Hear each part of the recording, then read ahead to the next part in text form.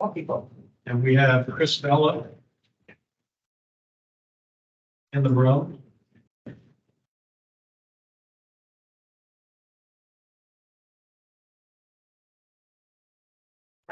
Chris Gonzalez, right?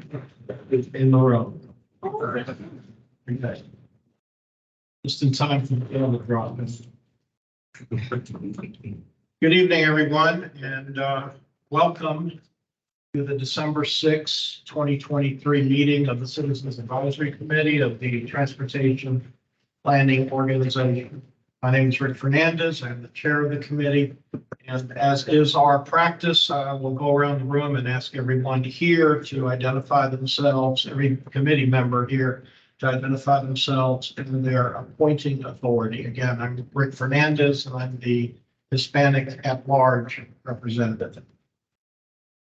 Good evening. My name is Aya Yassin, and I am appointed by the City of Temple Terrace. Dr. Jim Davison, appointed by Commissioner Wastel. Good evening, I'm Carolyn Brown, and I've been appointed by Commissioner Gwen Myers. Hello, I'm Chris Gonzalez, member at large. Craig James at large, representing West Chase area. Chris Vella, Native American at large. Point from Knoll, appointed by Commissioner Pat Kemp. And I'm Gina Torres, liaison to your committee from the CPO. All right, thank you. And do we have any members virtually attending tonight? I do not see any members virtual. Okay. Well, Gail, if you would please call the roll for quorum purposes. Yes, sir. Rick Fernandez, Here. Bill Roberts, Jim Davison, Here. Carolyn Brown, White Brindle, Here. Michael Decker, Joseph Citro, Aya Yassin, Present. Stephen Hollenkamp, Christina Costa, Dana Lazarus, she's excused, Matt Sink, Artie Fryer, Nancy Castellano, Don Skelton, Ed Merzewski, Ilya Lashnov, Terrence Trott, Hodges William is also excused, Joshua Frank, Chris Vella. Here. Sarah Thomas is also excused, Greg James, Here. Chris Gonzalez, Here. and we do have an in-person quorum. Okay, thank you very much. Public comment is next on the agenda, 3 minutes per speaker. Do we have anyone in the room? No? Anyone online? That would be a no. All right, chair's report. Just to advise, Christina Bosworth has, unless something has changed in the last couple of days, Christina has advised us of the need for personal reasons to resign from the committee. So she will drop off, has dropped off, and this will be her first meeting that she will have missed since her new appointment. And so we'll be taking some action at the staff level to try to fill that at-large position. Also, Gina, not to put you on the spot, but the TPO board held 2 meetings last month, only one of which I was able to attend. I don't know about anyone else in the room, but can you tell us what went on at meeting number 2? I Sure, think they were going to discuss the MOU. we for did. the, We did, and so Frank that County. was aren't in here. That's addendum. There were 2 items really to be discussed: the merger, the MPO merger discussion, and the action taken was to accept and forward to the TMA the report on the merger, which was the MOU along with a report. I don't know if you guys had access to that, but I'll send you links if you'd like to see it. Sure. And by the way, since that time, the TMA did accept the report. And I guess the next thing, it goes to the legislature. I really don't know the process right after that, but they discussed and accepted the way the report was written. And it kind of outlines a lot of the questions, still lots of questions about how this merger would look, what the apportionment would be of membership on it.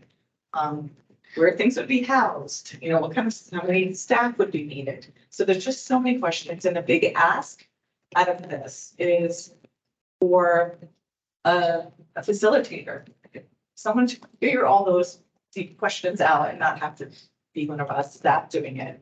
So there's a request for like $500,000, honestly, to the legislature to fund a person or consultant to answer this question.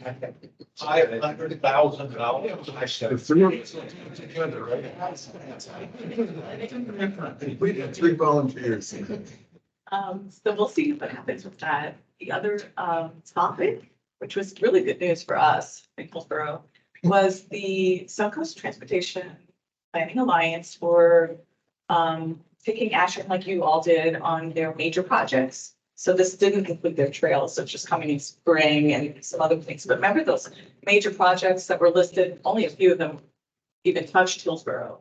But we were able to get added to that was the Hart Heavy Maintenance Facility, which last time they didn't want to add it. Maybe they didn't feel it was regional enough, but the case was made. So that was added to that priority list, as well as the Tampa Hillsborough BRT. So that was 2 wins for our, county, at least to get those on to the regional priority list, which doesn't mean, money comes necessarily, but it sure helps when you try to apply for grants or get it, get some funding for it, is that it was a regional priority. So that's the result of that need. Okay, thank you very much. That brings us to approval of the minutes.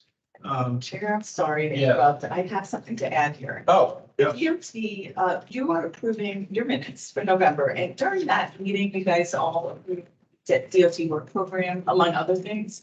Well, the DOT contacted us. The minutes, it's kind of confusing, but you meet before the TPO board.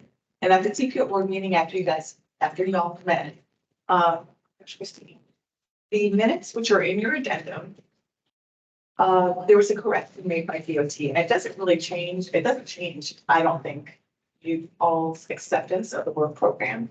But in the minutes, I'll read this to you. On November 28th, DOT clarified that in the minutes from Christine Acosta this year, in the minutes from the November 8th TPO board meeting, they also approved the work program, just like you all did. But there was a missing word and they wanted to update it. But the point of this was that it was noted on page 3, the addendum of their minutes, that the DOT wanted to clarify they do not rank their work program projects. So it made it seem like they ranked their work program, and it isn't. That was just okay. the change. Just wanted to make it official that they Not had asked. anybody else, but the water just got clear as mud there. So you're referencing the minutes of the TPO board, not our minutes. That is correct. Minutes of the TPO board. Right. Okay, for starters. And that package of minutes is in your addenda package attached to your agenda. So it's page 3 of the TPO board minutes for the meeting of November the 8th, 2023. And the change appears on page 3 of those minutes, correct? Correct. And what they have done is they've inserted the word does not have, correct? On page 3 in the discussion, 4th line from the bottom. Yeah. Right? Thank you, Greg. That's what you Yeah. just did? Good. Just like the toilet to tap and clean everything up. All right, so now can we get to our minutes? We do our minutes? Okay. So our minutes, November 1st, 2023 meeting, I believe is the one that we have up for discussion. Anyone wish to make a motion to approve those? So moved. Second. Okay, we have Mr. Prindle, the original motion, and Dr. Davidson, the second. Any discussion on the minutes? See no discussion, and if we already confirmed, there's nobody online, correct? All right, by acclamation then, all approve. Aye. Anyone not approve? Nope, all right. Minutes are approved unanimously. Thank you so much. Let's see. Brings us to our action items, Roman numeral 7 on your agenda. Are we? Hey, Steve. Even. Just for the record, Christina Costa and Stephen Hollenkamp have walked in since the meeting began. So Dale, I hope you'll note their attendance for the record. Okay, so action item A, the 2050 plan needs assessment for real choices when not driving. Elizabeth Watkins. Good evening, CAC. Elizabeth Watkins, TPO staff, and I'm here to give you a brief presentation on the Real Choices When Not Driving Needs Assessment.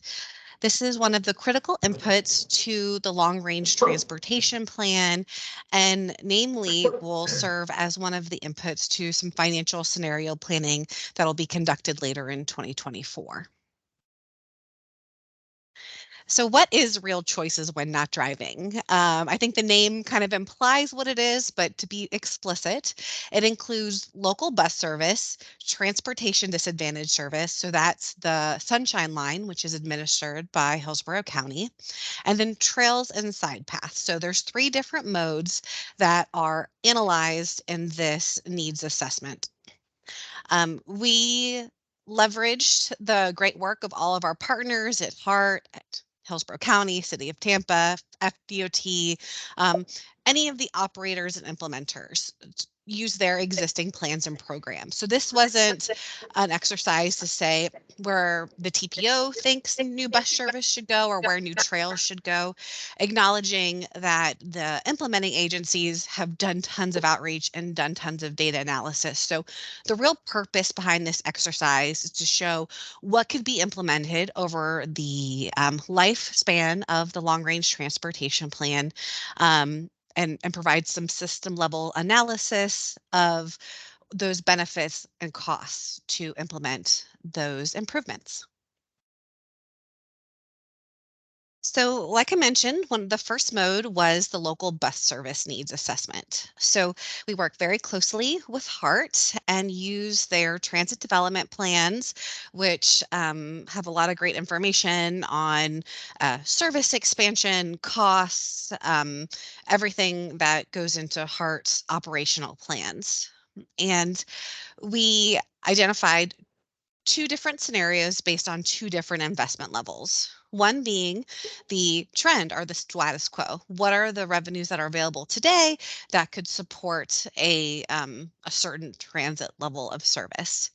And then the second scenario was if money wasn't an issue and just the needs led, what could be provided, at what cost, and what were those performance measures? And the 2 primary performance measures that we use to assess these scenarios were 1, transit level of service. So that's what this image is showing you on the right. So frequent service is transit level of service A or B, meaning a bus comes at least every 15 minutes. You don't really need a schedule. Somewhat frequent service, meaning a bus will come at least every 30 minutes. And then minimal or no service, meaning, typically an hour service. And then we did an analysis to show, based on those routes, what would be the percentage of the population and jobs served in 2050. So this is a map to just set the baseline of what the existing service that is out there today. About 2/3 of HART's routes are an hour or more, although there are some high performing routes, especially on Florida, Nebraska 56, that have 15-minute service. So if this were to be extended into 2050, there would only be 33% of population and jobs with that frequent service, 29% with somewhat frequent service, 30 minutes or less, and then about 38% of population and jobs with minimal or none. And HART's current operating and capital budget in today's dollars is about 160 million. So I mentioned there were two investment levels that we explored. The first one is that trend, or revenues that are expected to be available through HART's planning and grants management process. So this is a fiscally constrained analysis and improvements that HART believes that they can deliver through operational changes, through grants, through other reasonable sources. So that includes higher frequency on some routes closer to the urban core, as well as some shifting of operational services and some minor expansion of their a flex. So not a huge change from existing, but still some opportunities for better service with more coverage. So you can see in this scenario, about 40% of the population and jobs in 2050 would have a frequent service, 24% would have that 30-minute somewhat frequent service, and 35 minimal or none. We also thought it was interesting to pull from a recent American Public Transit Association study from 2020 that showed that every dollar invested in transit returns 5. So this could have an estimated economic impact of $20.2 billion. So for HART to deploy this service in 2050, again, assuming what that cost would be in 2050, their budget would increase substantially still to $281 million per year, understanding that costs are going up. But this is what we could expect based on based on their projections. The second trend, or the second scenario, was if the needs led the analysis. So this was fiscally unconstrained, but essentially the wish list based on HART's analysis, based on all the public outreach that they've done, that they could greatly expand their system with frequent service, having 14 new local and express routes, having more regional connections from Tampa to Lakeland, Tampa to Land O'Lakes, Tampa to Clearwater, and to basically double their circulator program, which they found great success in.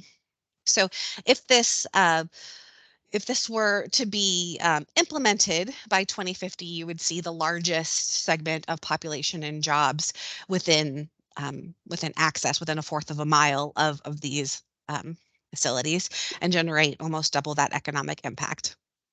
However, the cost to achieve those benefits is substantial, and that we're estimating that to be $445 million a year. And again, that's year of expenditure. There's assumptions built into that, but as a planning level estimate, that's what we are projecting. So now I'm going to segue to the second mode, which is that transportation disadvantage service. For those of you who aren't familiar with Sunshine Line, they provide really important door-to-door service for some of the most vulnerable in our community. Essentially, Sunshine Line serves people where HART's paratransit or local bus service cannot. So they provide transportation to critical trips, to the grocery store, to doctor's appointments, and really fill the gap in those areas. So really what we're trying to illustrate in this slide is that that there's kind of an inverse relationship. If you have a higher investment in your transportation, in your transit service through HART, then your investment in transportation disadvantage service goes down, because there's a larger area that HART can cover and can serve more people, and more people will have access to local bus service. So for the trend, it would be more expensive than the vision scenario, given that relationship between TD and local bus service. Oops. All right, the last mode is trails and side paths. There are about 205 existing trails and side paths within Hillsborough County. But I wanted to be explicit about what's included in that. So it's only separated and protected facilities. So, think greenways or protected bike cycle tracks like the Jackson Street cycle track. What would not be included would be bike lanes that are just paint or any off non sorry or any unpaved trails would not be included. And one of the reasons we make this distinction is because certain funding sources can be used for trails and side paths. So being strategic and aligning those funding sources with these facilities. So two big changes have happened since we undertook this exercise in the last long range plan. In the previous long range plan, there were only 53 proposed projects, only proposing to add about 150 miles. But our partners over at Hillsborough County are updating their Greenways Master Plan update and have done rigorous public outreach and analysis, and they're documenting that that those needs are tripled. So they have 130 proposed projects, which would add another 408 miles, which is fabulous. So at full build out, it would be a 600-mile network, and over 3 times the number of people in Hillsborough County would be within a fourth of a mile from their home. So this needs assessment has shown that the need and the projects are greater than what we once thought. Another substantial change is the cost to implement these projects. As we all know, inflation has gone up, delivering projects has gotten much more expensive. And in the previous long range plan, we used an estimate of less than $1 million per mile for construction based on that 50-mile need. But looking to today's plan, we are using a $3 million per mile planning level estimate to include all of the phases within to deliver a project: planning, design, right-of-way acquisition, if any bridges or structures needed to be built. A more conservative estimate given the current state of affairs.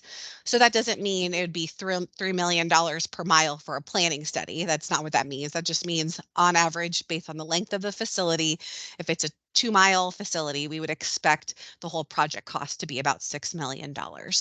So increasing costs, increasing needs leads us to a position where there is a substantially greater need. So given that need has exploded, we are proposing 2 different project delivery approaches. The first being, if we as a community wanted to really focus on those trails and side paths of regional significance. And the reason we're proposing that is it would help have greater connectivity to the existing system. So if we focus on these 3, the Upper Tampa Bay Trail, the Tampa Bypass Canal Trail, and the Florida Gulf Coast Trail, we would have greater connectivity within the trail and side path network. The second project delivery approach really focuses on equity and prioritizing those projects that are within our communities of concern, because those are often communities that don't have access to a car, who are probably in greater need of those facilities. So those are 2 proposals that we have before you today, or that are explored in the needs assessment. So today, after analyzing all of the work programs of all the jurisdictions, only about $700,000 are allocated to trails per year. So that goes without saying that is not enough to deliver any of these approaches. First, which being building out all 400 miles, that would cost an annual investment of $40.9 million per year. But if we focus on the regional priority corridors, that annual investment would need to go to 6.5 million, which I think is a little bit easier to wrap your head around, especially given the costs for roadway projects or other types of transportation improvements. or if the board and the committees wanted to go to the project delivery approach of prioritizing trails and communities of concern, that would require a $12.8 million investment annually to deliver those projects within the lifespan of the long-range transportation plan. So I knew I threw a lot at you, lots of complicated information. I'd love to take your feedback. I'd be happy to answer any questions, but the action before you today is to approve the draft needs assessment and forward it to the TPO board for their consideration. John, I have a question. Okay. Right in. Is it would commuter rail, I know it's a separate entity, but wouldn't commuter rail, it may integrate with this to some degree? For example, the Heartline going to a place where the commuter rail would end or begin, or, between downtown and other areas?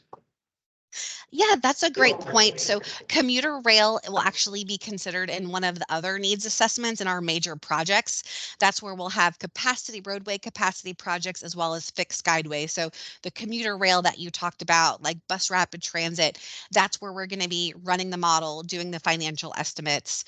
So you're right that it all interplays together. It's just not covered in this particular document. January. Sorry to jump in. Elizabeth, I don't have access to the spreadsheet right now, but I think in January, the major projects will be coming, maybe January or February. That sounds right. And we'll be discussing fixed skyway rail or fixed skyway transit, BRT, and major projects. Okay, and for the record, that question came from Brave James. And also, Gail, if you would note that Ilya, I'm sure I've got your last name wrong here. Lachinov? Lachinov, walked in during the presentation, so if you please would note him on the attendance roster. I think there were some questions. Dr. Davis. Oh, yeah. Could you go back to the beginning where you have the difference in service and population between the trend and so this was the trend status quo investment. And there is an increase of the frequency of service and somewhat frequent service from, I think it's like 56% to 64%. So you'd have an overall increase in service of 8%. And then the cost of that was $5 billion. Could you go to the next slide? And this is the dream we have of the countywide frequent service goes to 57%, and somewhat frequent service is 19%. So, and that's going to generate, that's an 8.3 billion. So it's $3 billion above the trend. Yet the trend today, Hart's losing service. So how did you base the modeling when the trend for Heartline now is going down with the trend, yet you have it increasing over the next 25 years? Yeah, and in fact, today I just got an email from Hart saying that they're cutting services. They've redone services and they're going down under the trend, and that's been going on since 2016, not just since the epidemic. And the other thing is, cost benefit ratio of all these things. There was one other thing I wanted to, but I can't on this one right now. The other one was on the trails and the $1.2 billion investment. The Firehouse Master Plan would cost about that. And I don't foresee that ever even being a possibility. And the other thing is that on the bus service, actually at the last TPO board meeting, they brought up the Hart representative and Commissioner Kemp actually brought up something I talked about at Cafe Con Tampa almost a year ago, in including CIT tax money to pay for capital expenses. And under the scenario of giving them a certain percentage of the CIT tax money would bring in like $400 million in capital expenses. Because currently they're using revenues that they could spend on increasing services on capital expenses. And could you look at that? And because that may come up at the Board of County Commissioners, that may come up at the Tampa City Council, may come up at the Hart Board. Now that they have some new governor appointees. That what would happen if we included a certain percentage of the CIT tax going to Hart? And that may be somewhere in between the trend and the dream that we have here. Yeah, that's a great suggestion. And I know the county is planning to have a CIT workshop sometime in early 2024. I also think a logical place to do exactly what you're saying of like swapping Hart's operational costs that they're using for transit and using CIT, like the financial scenarios, that could be a great place to have a straw man to explore that. So I'll definitely make a note and make sure that that gets incorporated. Okay, Elizabeth, thank you. Were there any other hands up here on the left side of the room? Okay, flip over to the right. Christina Costa had her hand up. Yes, hi, Elizabeth, great presentation.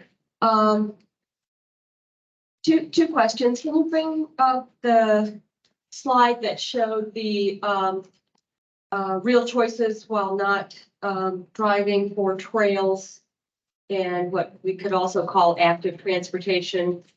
The next slide, I'm looking for the ones that listed if we just the status quo, that if we did just a portion of it, and then the just the communities of concern.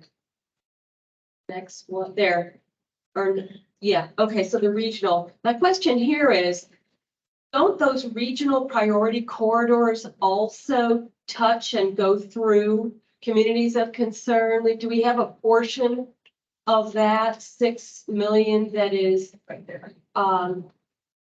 That would be construed as hitting both nodes? That's an excellent point, and we can definitely do that GIS analysis. I just don't have that number in front of me, but it's very important. So I'll make sure that that's incorporated, what that overlap is of the regional cores that are regional trails that are also in communities of concern. So thank you. Okay. And then my other question is, do you have any metrics, I think similar to what Dr. Davis was saying, Davison, access to a metric that indicates, regardless of what type of project, what it would mean in terms of improving access to jobs within a 20-minute commute? Do you have any of that in the valuation metrics? I'm going to pause. Sarah Goolsby from Benesh, who did a lot of our analysis. I know, Sarah, that it touches on jobs, but could you talk a little bit more about what that includes and the proximity of that performance measure? Sure. So these the analysis looked at the jobs and population within a quarter mile of the transit routes, and so that's about a I think about a technically a 10-minute walk, right? minute walk. Yeah. But we don't have any information about like travel time or drive time or anything like that. Or ride time or walk time or anything? Okay. Right, yeah. Okay. All right, before we move on, Sarah, I'm sorry, could you identify yourself, please, for the record, and where you work? Oh, yes. Sure. My name is Sarah Goolsby, and I am with Benesh, a consultant for the TPO working on this project. Spell that? Benesh is B as in boy, ENESCH. All right, thank you. Formerly Tidell Oliver. That's why you might not recognize the name, but. Yeah, no, I hadn't heard. Yes, thank you. With all due respect, yeah, that's a new name to me. Chris Vella has a question. Hey, Elizabeth. So, I I'm a little confused. Why is this being asked right now? And then my other big question is, probably heard the good news, was a couple of good news is we just got a $200 million approval by DeSantis to fund trails throughout Florida. And now we might potentially have $570 million coming in the transportation. So I guess my point is if this is not really needed now, why don't we just table this, reassess it with the new funding that's coming or potential new funding? And then actually, represent this in front of the committees on something a little more realistic. Is that possible? So the reason that it's needed now is because this is going to be used in the financial scenario planning for the cost feasible plan, which is going to kick off in January. So it's this needs assessment as well as the next one that you'll hear. And TPO staff kind of needs these numbers and the direction from the committees to put together some straw man scenarios for the board and the committees to say, yes, we think you should go for the performance scenario for Real Choices or the trend.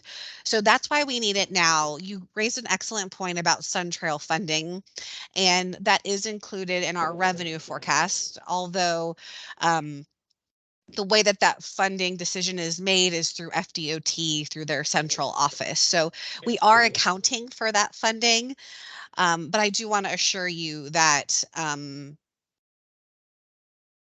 that if Hillsborough County through the community had other priorities, this is very agile and could be updated, but it's really the importance of the timing now is so that it can go to the next phase of the long range transportation plan. But this does not commit us or the community to certain projects. It's just systems level, what could be funded in kind of a scenario planning activity. I just hate for you guys to get deep in the weeds and then have to reverse gears. If FDOT's like, I got $570 million to give to Hillsborough County, and then that's gonna throw a little bit of a ratchet, like. Yeah, no, I You know, hear you. So, What a great problem that'll be. it's a good problem, but I don't, the problem is it's redundancy, bureaucracy, like in man hours, and to me, it's like, why don't we just wait a little bit, because this is $500 million that potentially can funnel right in. But I understand what you're saying. And I have one other quick question. I did look a little bit at the presentation. It was hard to tell on the trails map. But when I put together my bike boulevard plan, I was looking at utilizing trails like Kirby Creek. Do you know if SCTPA is looking at Kirby Creek? And the reason why I'm bringing this up is because I want to avoid people using Waters and Hillsborough Avenue to go west, because it's just too dangerous to bike to town and country from Del Mabry area. So that's why I'm bringing this up. Do you know if we could ride along those creeks, or could there be a project around there?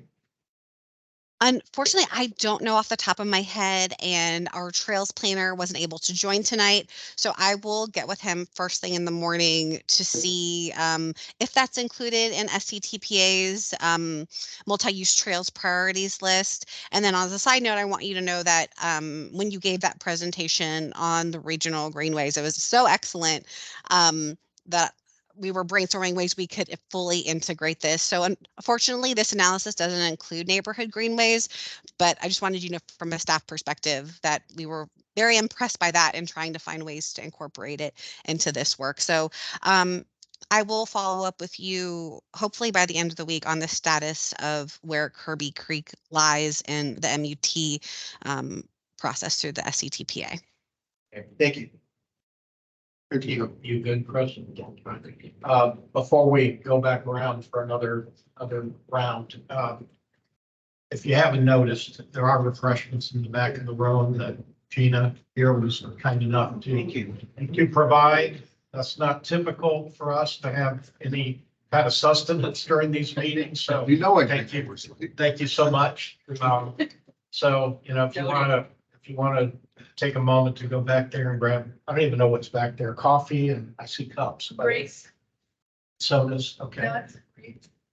And grapes? Thank you for doing that. That was great. Absolutely. So thank you. And Merry Christmas to you too. I just want to make sure y'all didn't miss that. And again, thanks to Gina publicly for doing it. Okay, and again, before I go to the second round, have we picked up anybody virtually during the last 20 minutes or so? Any hands up? No? Okay, so we're back around for round two. Dr. Davis. Just one more question on the trails. Do you have any utilization data at all on the trails as to, does it take cars off the roads? Does it steal from buses? What is the utilization percentage of the trails to go to work, to commute in this county? And the other thing is about the 570 million, that's going to come with a lot of restrictions. Trails may be one of them. And as the Yankee philosopher once said, it ain't over till it's over. It's our money. That's right. Some of us like it back. Elizabeth, if you don't mind, I wouldn't mind answering this, and maybe Christine, you can follow up. We don't have that many trails that can serve as a commute route, except for the upper Tampa Bay Trail does a pretty good job. They've studied Pinellas Trail. It is really successful at getting people to actually use it as and I say commute, but it could be any utilitarian trip, that they're taking. There's really good data. We've done some counts. They're easier to do counts on these trails, so we have some ideas. I don't know them off the top of my head about how the usage of the trails, but they're really popular. Yeah, that'd be important information. It would be really great to share that, the mode, shift on that. Anything else, Christine? I just want to say that the Florida Department of Transportation has some counting devices for what they call non-motorized vehicle counting. And those are on loan to respective communities, and they came here to Tampa and we counted some areas.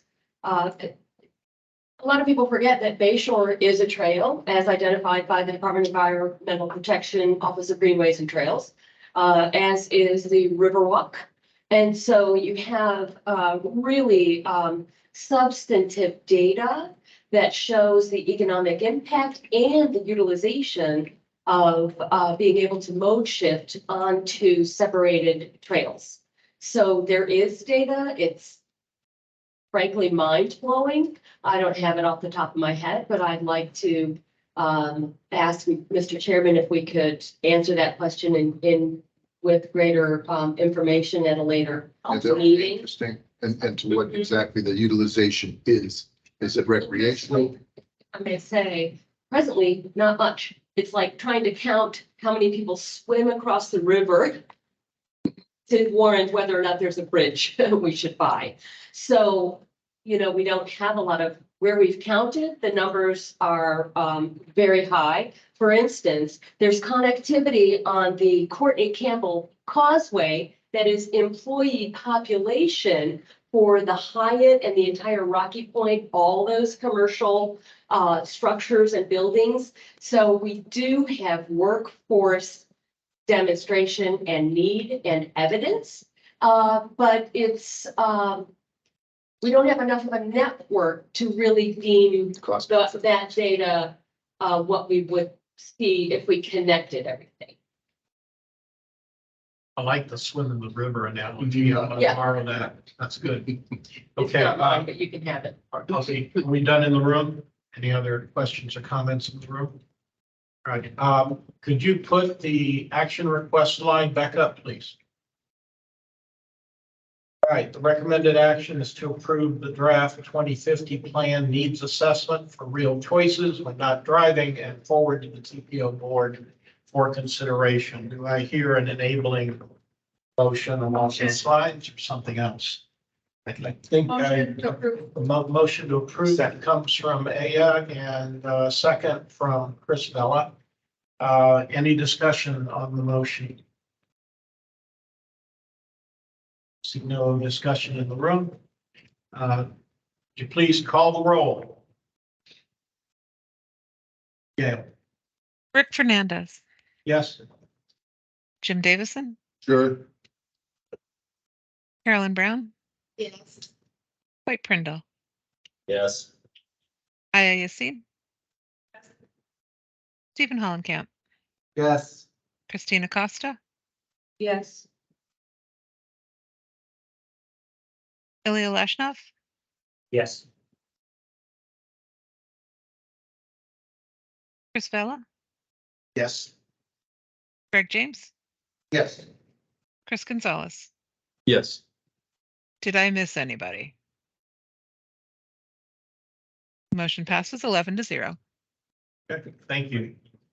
Thank you very much for the presentation. Thank you. All right, that takes us to item B among our action items, the 2015 plan needs assessment for good repair and resilience. Pedro Sergios of Cambridge Systematics. Are you with us? Yes, hello everybody. Can you hear me? Ken, Yes. good evening, welcome. What you got for us? Thank you. Good evening. All right, so I am Pedro Serigos, a senior associate at Cambridge Systematics. Today, I'll be presenting the work and results from the development of the Hillsborough TPO 2050 LRTP needs assessment for state of good repair and resilience. Next slide, please. Okay, so this slide here is showing the outline for today. I'll start discussing the objectives of this project. Then I'll discuss the data and assumptions used in the needs assessment analysis. Next, I'll discuss the results from the needs assessment by asset type, starting with payments, and bridges, transit, and resilience investment needs. Then I'll discuss the main conclusions from this project, and at the end, I'd open for Q&A to discuss any questions you may have. Right. So objectives of this project was to perform a state of good repair and resilience analysis as part of the 2050 LRTP update. And this included an analysis of the current and future needs to achieve state of good repair of payment, bridges, and transit assets. And we also included an assessment of investment needs to increase the resiliency of assets to natural disasters and extreme weather in the Hillsborough region. Next one. So the first step was to gather the data. So for this, we first reached out to every agency stakeholder and requested data related to payment, bridge, and transit assets that included their condition, maintenance, costs, and budget information. So after that, when data was not available, the gaps were filled with assumptions informed by official documents. The examples of these are the Florida DOT and the HART transportation asset management plans. And we also gathered some bridge inventory data from the Federal Highway LTVP website, InfoBridge. So we also had meetings with every agency stakeholder to make sure that the data requests were clear. We had a couple of meetings with that agency, and subsequently we had meetings to discuss our assumptions to make sure that they validate the assumptions before conducting the needs assessment. Next one. All right, so after the next couple of slides, I'll be discussing the results from this needs assessment by asset type. So for each asset, we conducted the assessment for two spending levels, the trend spending level and the performance spending level. For the trend spending level, we assume that the existing spending level continues to 2050, and we assess the impact that had on the condition of the asset. Whereas for the performance spending level, we calculated the additional funding needed to meet the state of good repair.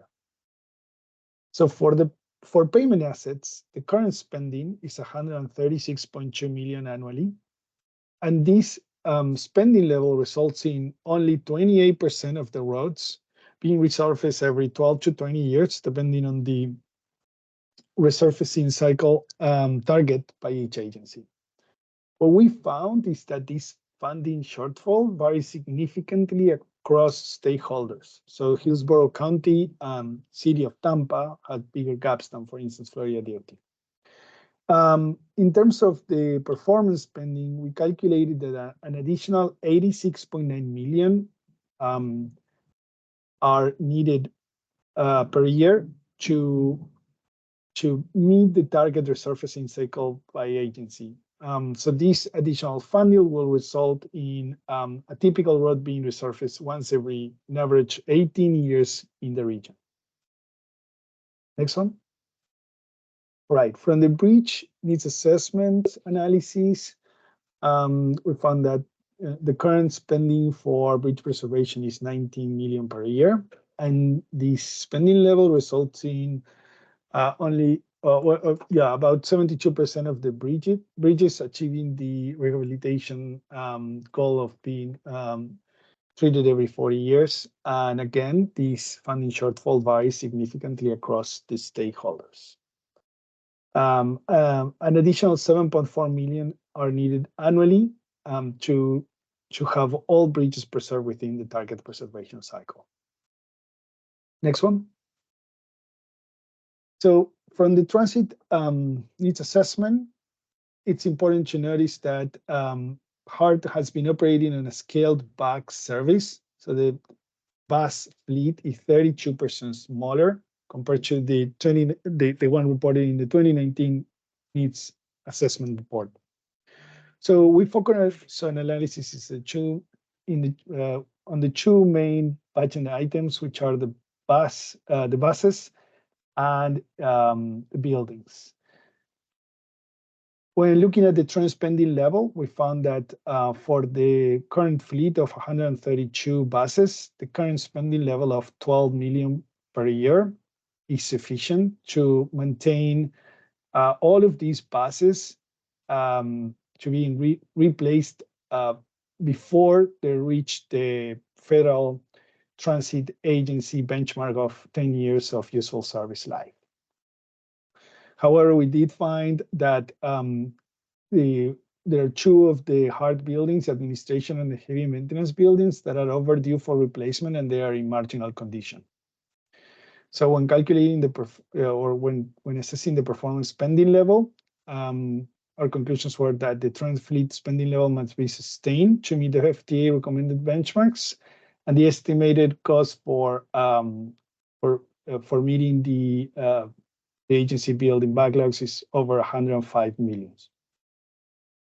Next one, please. All right, next we performed the analysis on resilient investment needs. What we did is to use data from the Resilient Tampa Bay study conducted in 2020. For that study, there were 71 miles of roads identified as critical and identified as moderately to highly vulnerable to extreme weather events. So we look at the cost for performing stormwater resilience improvement projects, and the funding needed to perform these projects is 14.8 million annually on average for the next 20 years. And in order to improve or to apply road resiliency improvements, including hardening pavement and subbase, raising the profile of the road or shoreline preservation, 67.4 million annually will be needed for the 71 miles. So the budget for stormwater resilience improvement is much greater than the current spending, which is 1.6 million per year for stormwater improvement. And the one needed for improving the resiliency of the roads, it's about 80-something% of the total road maintenance budget for the region. Next one. All right, so the main conclusion from this needs assessment were grouped into first pavement and bridge assets. For that, we concluded that the overall current spending level are insufficient to maintain the pavement and bridges in their current target preservation cycles, and the additional funding needed to meet that goal is an additional 94 million per year. In terms of transit assets, the estimated need for meeting the needs and backlogs in transit building agent maintenance is 105 million, and this includes mainly the replacement of HART heavy maintenance facility, which is past the end of its useful life and is in marginal condition currently. Next, we also found that the current spending is sufficient to maintain the current bus fleet. Again, HART has been operating on a scaled back service compared to 2019, and additional analysis will be needed if HART increases the bus fleet size. So lastly, in terms of resiliency needs, we found that the current spending on storm water only accounts for 11% of the funding needed to improve the drainage of critical roads that are moderately to highly vulnerable to extreme events. And also the funding needed to harden or protect the critical roads is about 82% of the entire current road maintenance budget. So the recommended action is to approve the 2050 LRTP needs assessment for state of good repair and resilience and recommend approval for the TPO board. So with that, opening for any question you may have. Okay, Pedro, thank you. Are there any questions or comments? I got one. You might as well go that way first. What? You might as well go that way first. Okay, well, yeah, we can start on the right here. It'd be wild and crazy. Ray James. Yeah, these are long-term projections. Has there been any consideration given to, and I know the route may not be available now, but they're becoming growing in popularity of electric buses. We have a significant savings in maintenance. And I don't know if they're worth the investment, but was any consideration given to that? Because the maintenance part is really high, I think, at least on the buses. Yes, this is Connor. This is Connor McDonald, TPO staff. I'm the project manager on the TPO side. We did, and not part of this plan, did we evaluate electric buses. However, we did do the electric vehicle infrastructure plan, you'll recall, a few months back. And we did report that maintenance costs are lower, so you're absolutely correct on that. With this, we just evaluated the current bus fleet, but didn't analyze the demand through 2050 on what the bus fleet would be needed. So when we're reporting that no additional funds would be needed through 2050, where no additional funds would be needed, we're reporting on that reduced bus size of 132 buses without electric buses. Thank you. Chris Felder. Just want to thank you for the report. It's actually one of the most moving ones I've ever seen lately. There's a section in here which you touched upon resilient projects, and just to point out an example, if Kennedy Boulevard isn't enhanced, we will not be able to travel on it into downtown Tampa. And I think some of the metrics you put were a category 3. And other examples are the Precious I-275, but there's also the Courtney Campbell Causeway, which we just talked about, the trail. And there's certainly other parts of like Hillsborough Avenue and Channelside Drive. Again, these areas get a lot of freight. They operate through tourism, through port. So with that said, I don't have any questions, but I think everybody should consider moving this forward, because if these roads are crippled, our economy will suffer very badly. That's all I got to say. Your left side, Dr. Davison. Okay. What's the inflation rate for road maintenance over the last 10 years? Anybody? Yes, Connor McDonald, TPO staff again. Pedro, do you know the inflation rate for maintenance in Florida? Not in Florida, I'm talking in Hillsborough County. You've got three long-range transportation plans over the last 10 years, and you've gone from $36 million to do everything you needed to do to now it's over 150 million. At that inflation rate, we cannot do the roads, so forget about it, because the revenue streams aren't going to grow that fast. So there's something wrong. It can't happen. So inflation was taken into account in the calculation of the needs assessment. Now, I don't have it on hand, the exact number, but I can look for it and send you back that information. That would be really key to explain the accuracy of this study. And but we did consider that, yeah. And then in the last long-range transportation plan, and that's a major problem, is there's nothing for this committee to compare what happened just 4 years ago. These are just new dices. We have nothing to gauge them on. It would be like getting one bid in a contract. That's basically what it is. And the bus fleet 4 years ago, 5 years ago, just to keep the buses meeting FTA principles, I think you required 170 or 180 million dollars over 20 years. Now you don't need any. Now I know you shrunk the bus fleet, but if you shrunk the bus fleet, how are you going to expand it under the trend that you had in the last presentation? So you're saying that the HART services are going to expand, yet you shrunk the bus fleet so you don't have to have any maintenance on the buses to meet FTA regulations. How do you have that's a pretty cool trick. And that has to be explained. You know, you have to have those old studies so that the board has something to gauge it by. Otherwise, you know, this really doesn't amount to, I don't understand how you do the cost benefit analysis. If you look back at the past maintenance, just the road and bridge maintenance and what it's going, it would consume the entire sales tax if that trend were to continue. So I'd appreciate you to bring back some comparisons, and I need that inflation rate so that you can do a cost benefit analysis. And I'll be meeting with Secretary Wynn tomorrow, so I'm sure he'll appreciate it.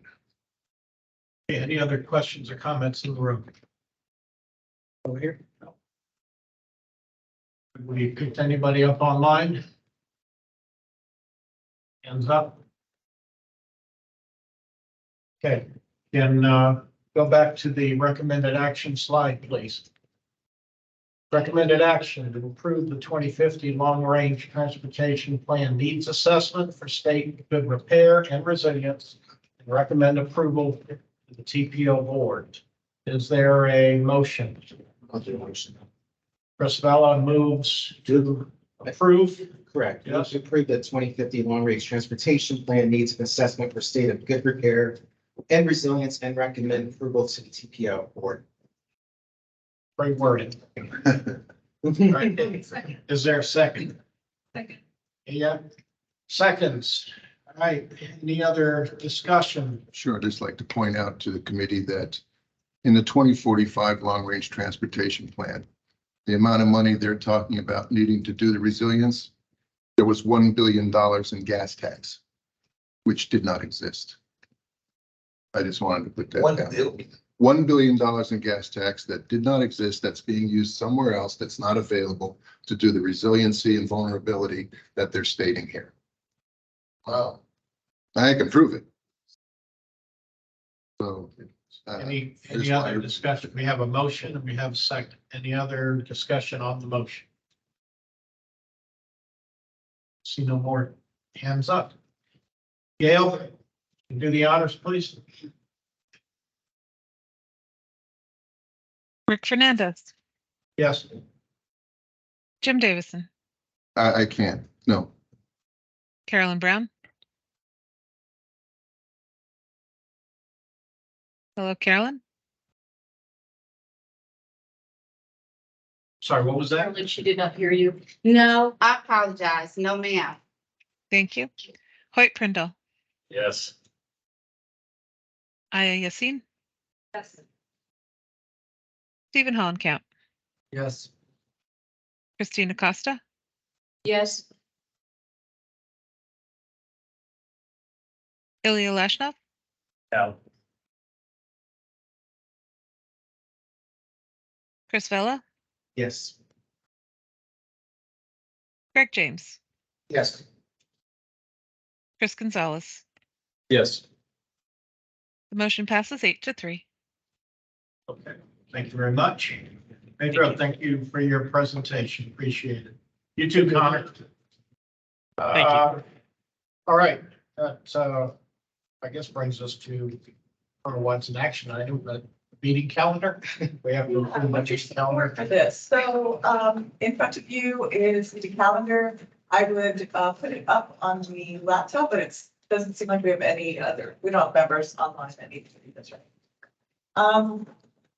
The only date that is probably you guys want like how we're going to pull off meeting January 3rd. But the reason that we set your meetings up as we do is so that you can meet prior to the TPO board meeting. So you can provide comments to them so that one seems a little bit soon. As far as like being around the holiday, but otherwise, is there any other concern with any of the dates? We will try to have a joint meeting like we were supposed to do this month with the technical advisory committee, but they had a special meeting, special workshop, so it really didn't work out that we met together. But we'll try to do that next year unless you guys completely don't want to, we'll change it, but is there support for this calendar or any dates that would odd?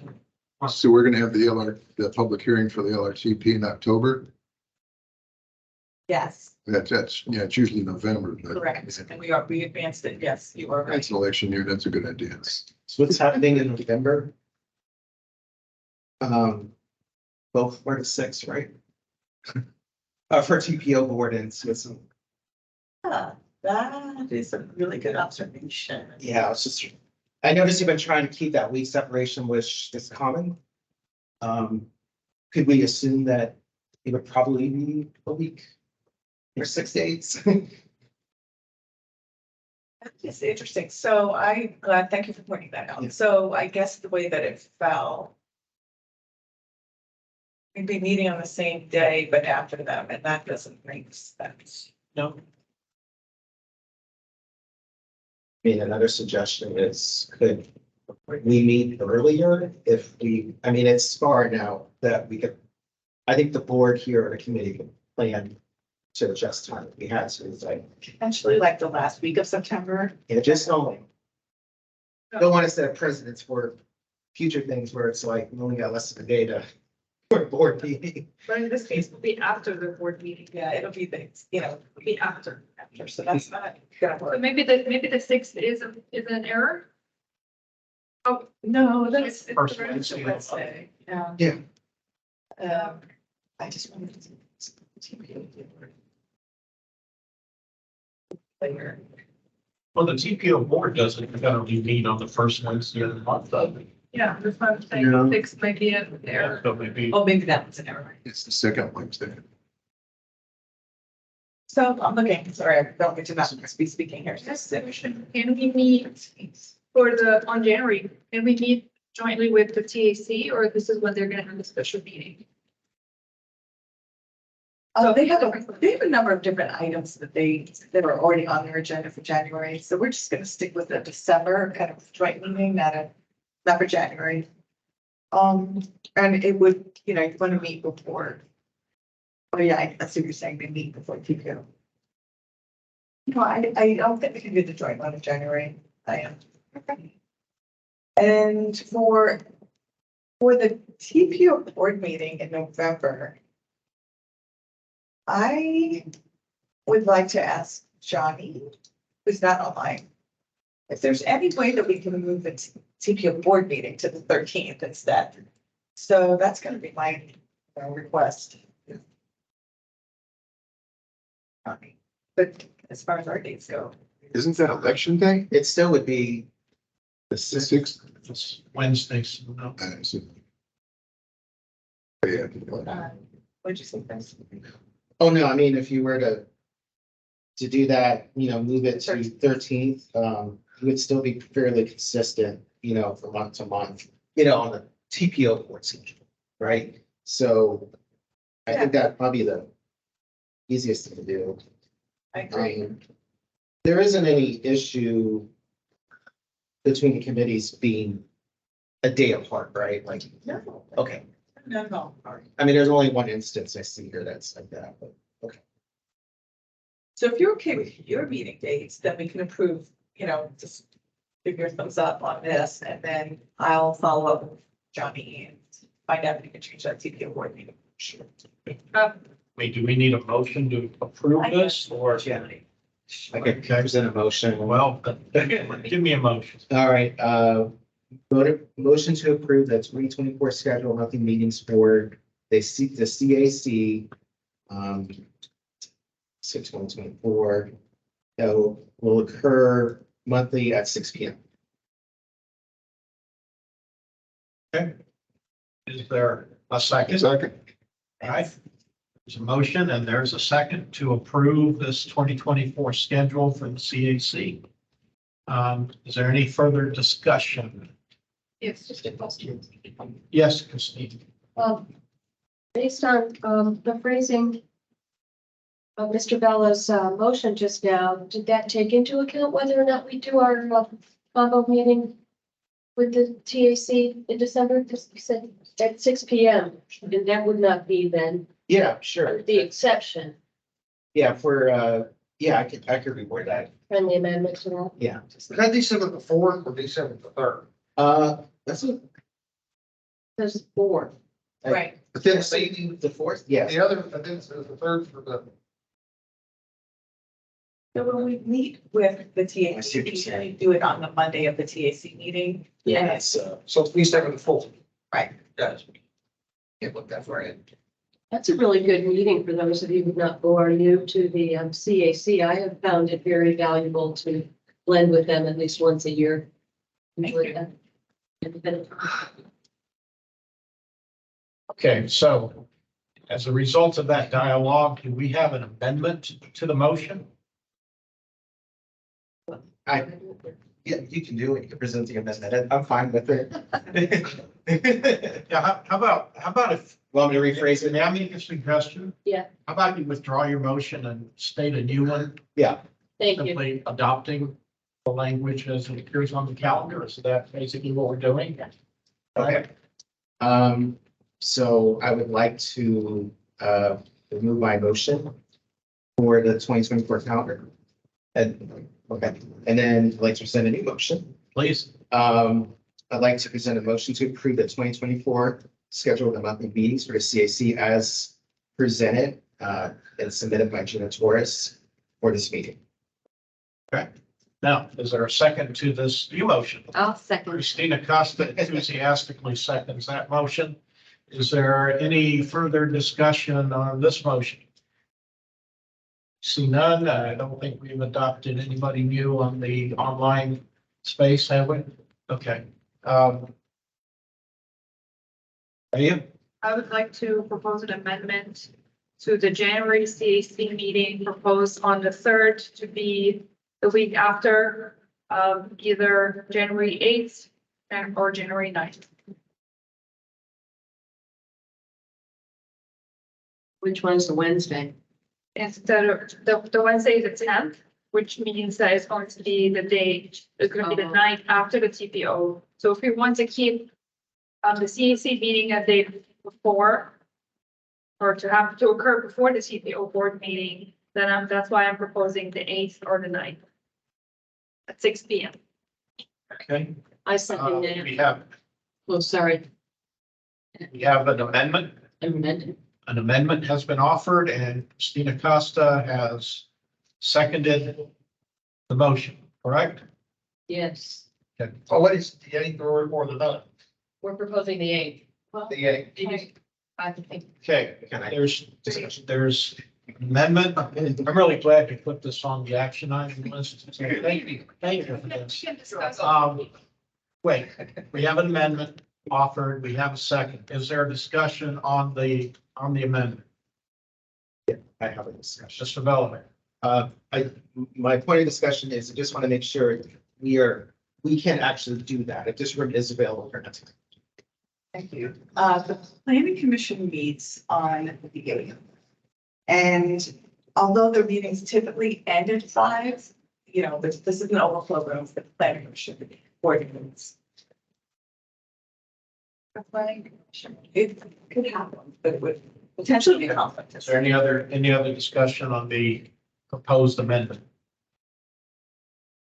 Nope. Okay. Would you please call the roll on the proposed amendment? Before I do, may I please get the name of the person who seconded the amendment?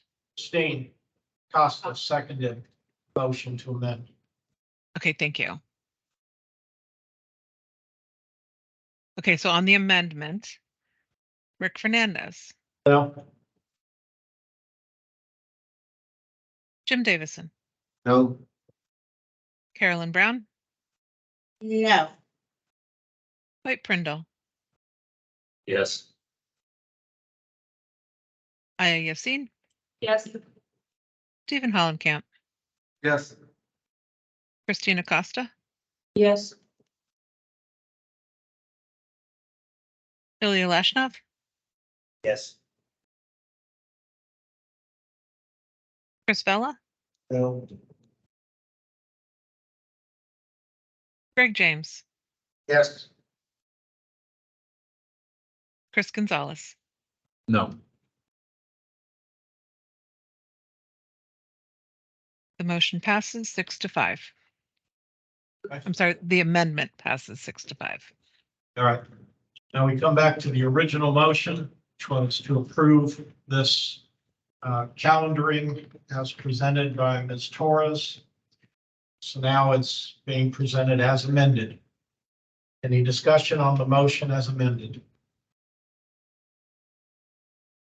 No? Okay. Gina? Oh, Gina. Yes. Gail? Rick Fernandez, Yes. Jim Davison, Yes. Carolyn Brown. I don't know why I'm having a problem hearing you today. I'm sorry. Yes, ma'am. Yes. Thank you. Hoyt Prindle, Yes. Aya Yassin, Yes. Stephen Hollenkamp, Yes. Christina Costa, Yes. Ilya Lashnov, Yes. Chris Vella, Yes. Greg James, Yes. Chris Gonzalez. Yes. The motion passes 11-0 as amended. Okay, that ends our action items. And Gina, did you look Nancy over here? Did you have someone? It's obvious what just happened, but we are just, I'll remind you when we send it out that you'll be meeting on a Monday night. It's gonna feel weird to you. So I will make sure that when we send the agenda, but maybe in red or something, so you know. Okay. Now we're unfinished business and new business. The only item here is next CAC meeting, January 3rd, which we've just changed. So now this is going to be January the 8th. Right. Is it? And brings us to member interest and future topic requests. Yes, I have one. Mr. Bello. I would like this committee to ask the Tampa Hillsborough County Expressway Authority to appear before us to discuss why they removed the CSX tracks that ran along Meridian to Water Street, and then what are the future plans for them. I think they're the only agency that would know more about that incidentally than any other agency that I'm aware of. Okay, you got that? I do, and you would like a presentation, or would you like me to supply the committee with a response from them? So I think, let's see if we can get a response first, and if there is a presentation as to what is being planned after the track removal. If they can talk about that concept or through a presentation, that'd be nice. Okay, I'll find out. Okay. Okay. Any other member interest or topic requests? Christina Costa. I just want to use this time to reiterate my request that we receive a presentation about the value of trails and active transportation in terms of what the mode shift is and the economic value for those facilities. So we have a better sense of it when they come back up around for our support or not. Other thoughts? Yeah, and Davison? exactly what I said in the last action item is, I would like to see some type of comparison as to where we were, where we are, and where we're going. as far as past long-range transportation plans, current transport plan, and then the one that's under review or is being assembled, so that we have some idea of the inflation rates, what was left out, what's included, what's new, what's not, so that otherwise we just have a snap picture in time. So that's, really my desire is to have some continuity to the committee and to the board for all that information. Okay, thank you. Any other interest or future topics? Let's flow. No? Okay. Just a reminder. There's been some change in the bylaws that I'm not aware of. Officers are elected in the first meeting of the new year. So the January meeting, whenever it's happening, January the 8th, that's when officers will be selected for the coming year. So might be a good meeting to show up for if you can. I think we are still going to be in a situation where the voting will take place only for those who are actually physically in the room. So please take note of that. There had been some email traffic about a bill that was circulating about changing this quorum requirement. Did you get any information about that? Find out that bill references, it has to be a regional multi-county CAC. And that if there is a multi-county CAC, their bill proposes, which doesn't have a companion in the Senate, I think it's the House bill, that they could participate remotely and vote, but it doesn't apply if it's just in one county. Okay. So if we do the merger, it's fine. Yeah, there you go. You can come remotely in 3 years. That's good to know. I think the best thing I can say about this at this juncture is that if we adjourn now, we have gifted you 40 minutes of time that you would not have had otherwise. So happy holidays. Everybody, happy holidays.